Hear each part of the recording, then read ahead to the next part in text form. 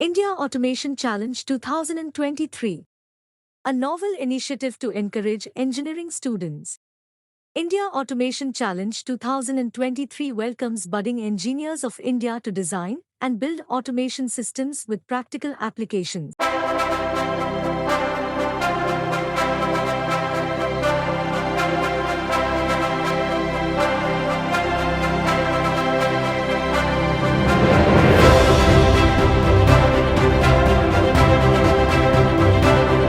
Ramrao Adik, Mule 2 from the Ramrao Adik Institute of Technology. How was it winning the third place? It was a bit surprise. First of all, getting selected to the expo was a big surprise and an achievement, and we had a really great exposure. Like we had a really great exposure seeing all the industries here and expressing their work.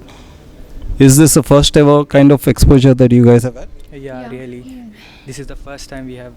So happy taking part? Yeah, Definitely. definitely. Happy getting the third place?